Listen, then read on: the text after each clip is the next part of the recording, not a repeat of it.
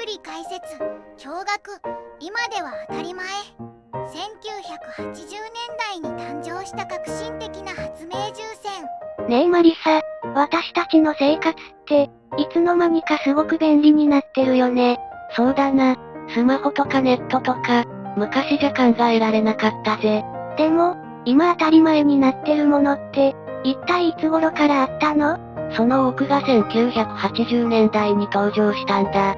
実は、あの時代って未来を切り開いた発明の宝庫だったんだぜ。え、そんなに？ 1980 年代ってそんなにすごい時代だったの？おう、ファミコン、CD、DNA 鑑定、携帯電話、Windows、3D プリンタ。どれも1980年代に生まれてるんだ。今の暮らしの基盤は、実はその時代に作られてたのぜ。そんな発明がたくさんあったんだ。これは気になるね。というわけで今回は、驚愕今では当たり前、1980年代に誕生した革新的な発明10選をランキング形式で紹介していくぜ。第10位。任天堂ファミリーコンピュータ、ファミコンの発売。1983年7月15日。1980年代の発明って言っても、どれがそんなにすごかったの？第10位は間違いなくこれ。1983年に登場した任天堂のファミリーコンピュータ、つまりファミコンだぜ。あ、名前は聞いたことある。あの白と赤のやつだよね。そう、それだぜ。ファミコンはそれまでのアーケードゲームはゲームセンターで遊ぶものって常識をぶっ壊して、家で本格的なゲームが楽しめる時代を作ったんだ。じゃあ家でマリオとか遊べるようになったのもそのおかげなんだね。その通り。スーパーマリオブラザーズやゼルダの伝説、ドラゴンクエストなんかもファミコンで生まれて、ゲームがただの暇つぶしじゃなく、冒険や感動を与える文化に変わっていったんだ。なんだか今じゃ当たり前だけど、すごく大きな変化だったんだね。それにな、ファミコンのすごいところは操作のしやすさとソフトの多彩さなんだぜ。コントローラーのボタンもシンプルで、子供でもすぐ遊べた。しかもソフトはどんどん進化して、パズル、スポーツ、RPG まで何でもあったのぜ。確かに、今のゲームにもジャンルの幅があるのはその流れなんだね。そうだ。ファミコンが作った基盤が、今のスイッチや PS5 にも繋がってる。まさに、家庭用ゲーム文化の原点と言えるぜ。第9位。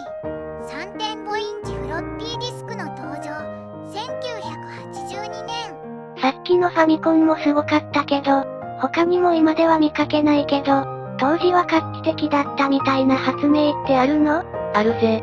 第9位は、ソニーが1982年に開発した 3.5 インチフロッピーディスクだ。今じゃほとんど見かけないけど、当時のデジタル社会にとっては革命的な発明だったのぜ。フロッピーディスクって、あの四角くて小さいやつだよね。昔、理科室の棚に置いてあったの見たことある。それだ。前の世代の 5.25 インチや8インチのフロッピーは大きくてペラペラで、すぐ壊れやすかった。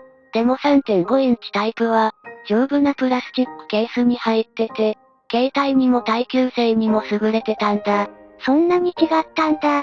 じゃあ、パソコンで使うのも随分便利になったってこと？そうだぜ。しかも当時としては大容量で、1枚で最大 1.44MB も保存できたんだ。今の感覚だと少なく感じるけど、1980年代ではこれ1枚に何十枚もの文書データが入ったし、MIDI 音楽やプログラムの保存にも使われてたんだぜ。なんか小さいのにたくさん詰まってるってロマンあるね。さらに、この 3.5 インチフロッピーのすごいところは、世界中で共通規格として受け入れられたことなんだ。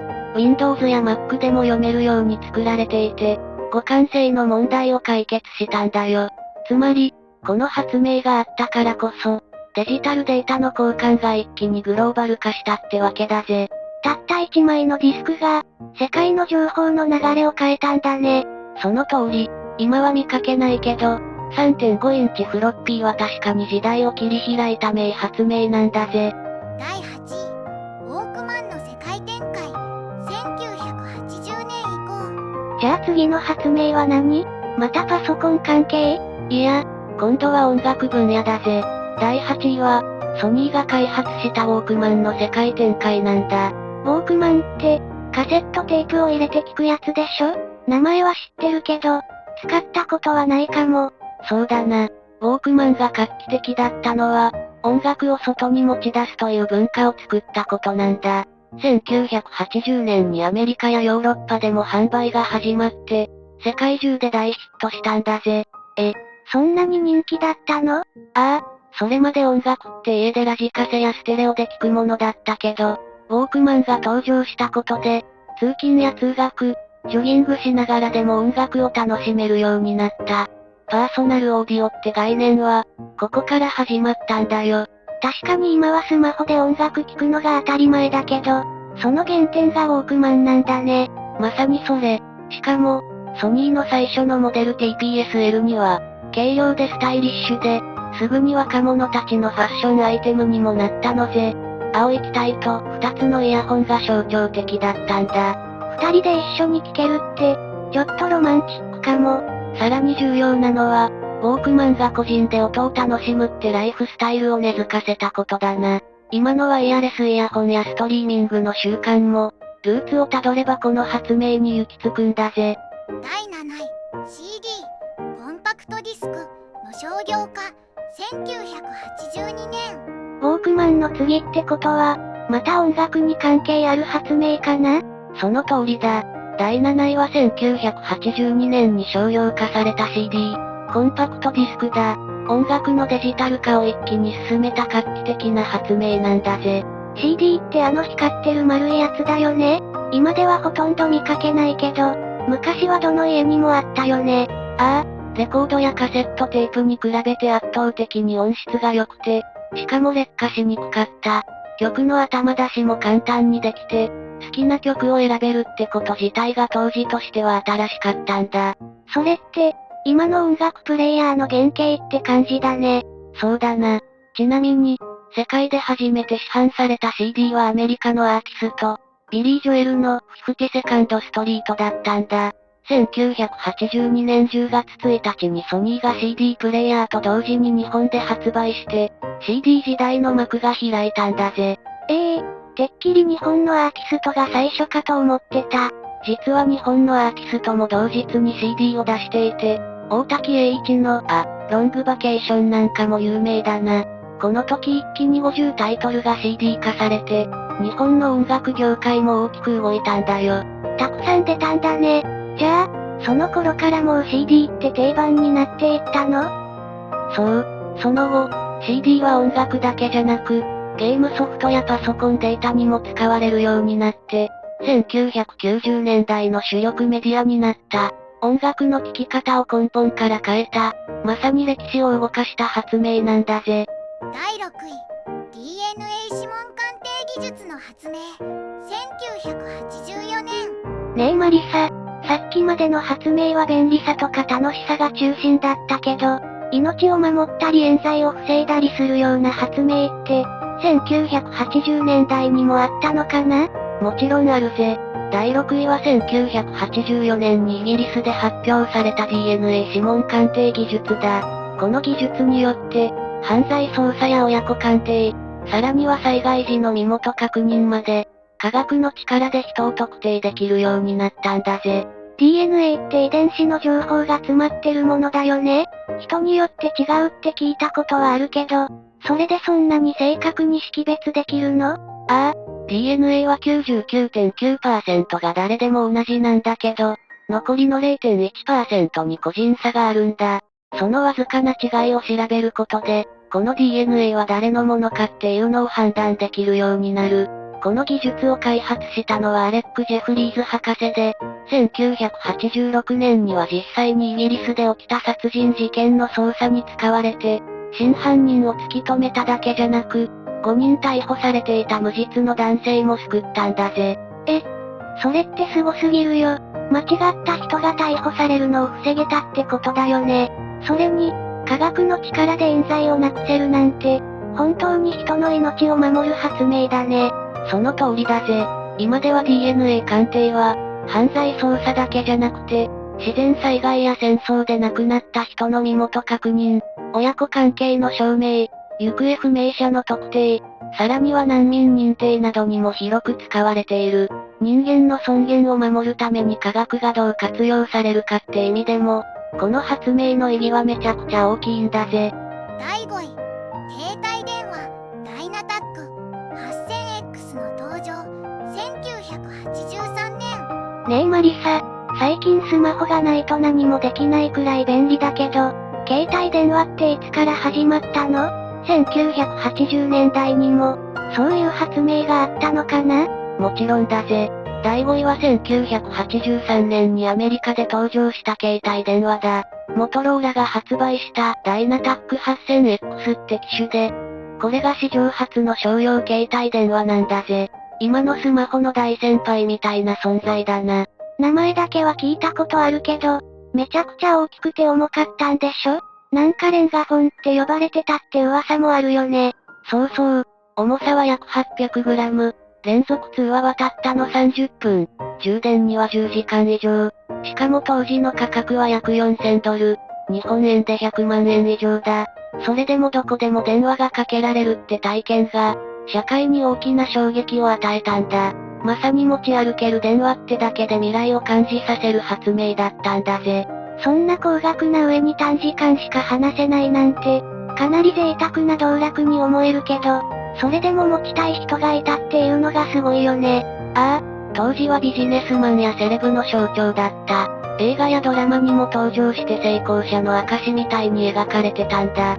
だけど技術の進化で携帯はどんどん軽くなって安くなって、90年代には一般の人も持てるようになった。そこからスマホが登場して、SNS やアプリが生まれて、今の生活スタイルができたわけだ。ダイナタックがなければ、今の世界はまるで違ってたかもしれないんだぜ。第4位、マイクロソフト Windows 1.0のリリース、1985年。ねえマリサ、今のパソコンって本当に便利だけど、昔はもっと操作が難しかったんだよね。その壁を壊した発明って、1980年代にあったのかな？その通りだぜ。第4位は1985年にリリースされたマイクロソフト Windows 1.0 だ。それまでの MS-DOS っていう黒い画面で文字を打ち込む操作から、マウスでウィンドウを開いたり、メニューを選んだりできるようになった。いわば、今の Windows の原点とも言える存在なんだぜ。今の Windows ってその頃から始まってたんだ？しかもマウスで操作できるって、それって当時の人にとってはかなり新しかったんじゃない？ああ、当時はコマンド入力が当たり前で、初心者にはとっつきにくかったんだ。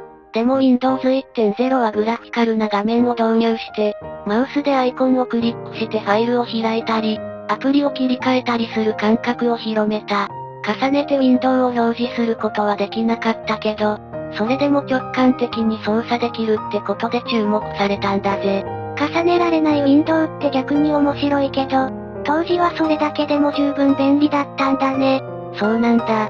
ここから改良が続いて、Windows 3.1 や Windows 95で一気に爆発的に普及した。Windows 1.0 の登場は、コンピュータが専門家だけのものから、一般の人が使うツールへと進化する転換点だったってわけだ。今の IT 社会の基礎を築いた発明として、これは絶対に外せない一歩なんだぜ。第3位、ハイブリッド自動車の開発初期段階、アウディ、ユオなど、1989年。ねえマリサ、最近は電気自動車やハイブリッドカーが街中を走ってるのを見るけど、あの技術ってそんなに昔からあったの？その通りだぜ。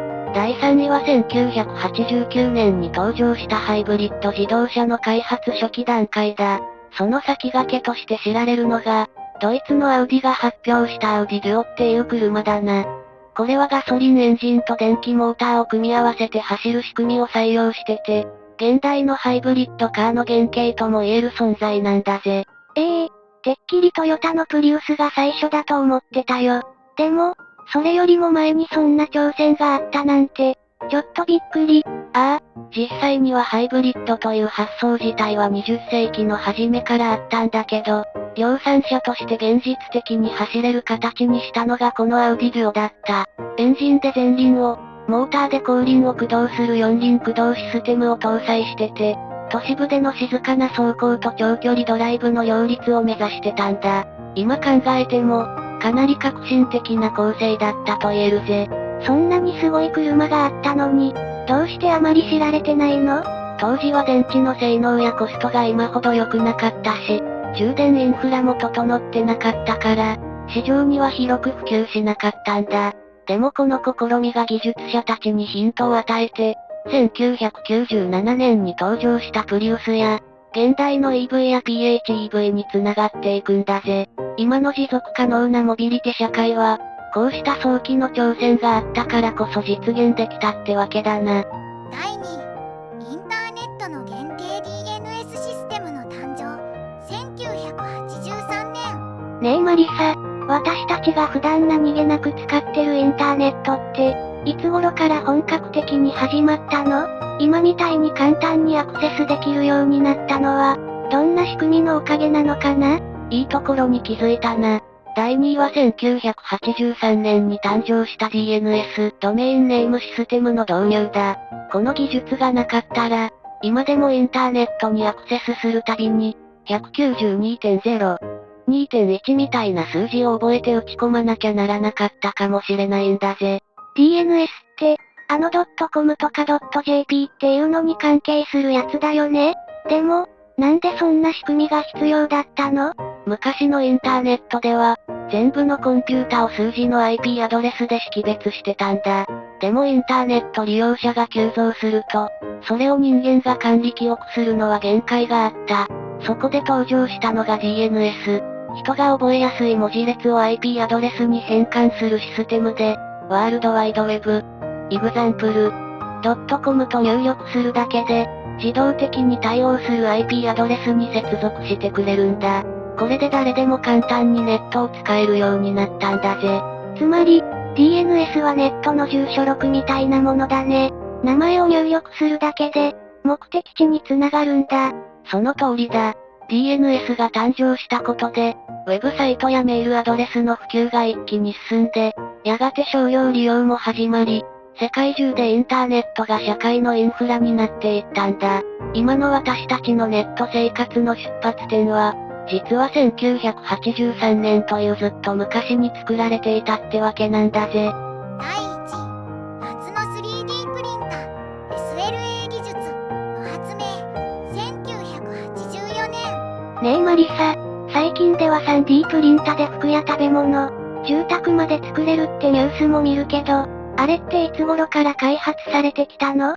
そんなに前からあった技術なの？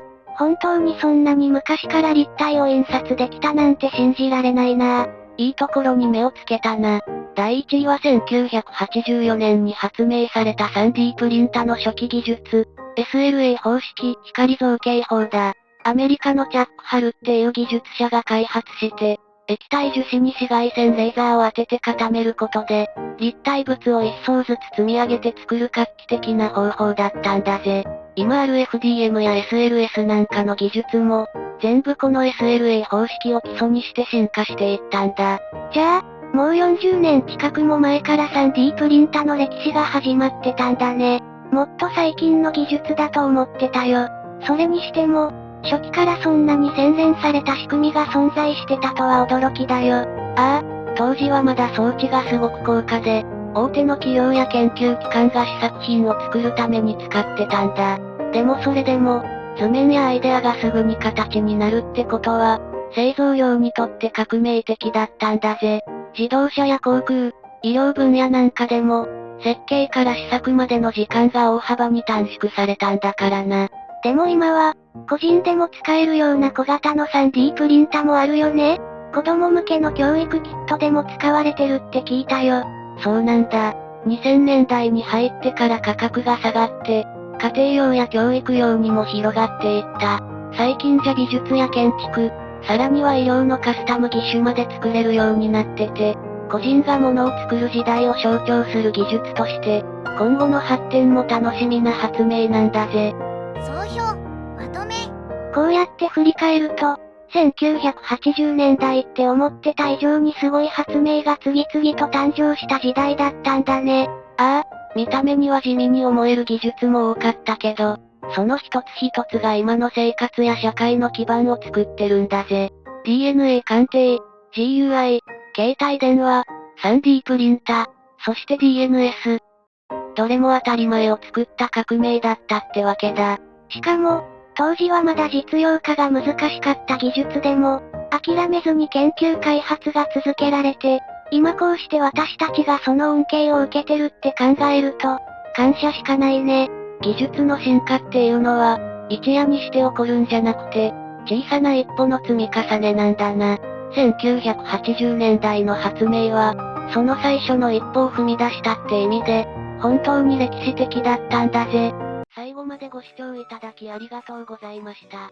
これからも役立つ情報をお届けいたしますので、チャンネル登録と高評価をよろしくお願いします。コメント欄でご意見や質問もお待ちしています。それではまた次回お会いしましょう。バイバイ。今日も一日良い日で、またね。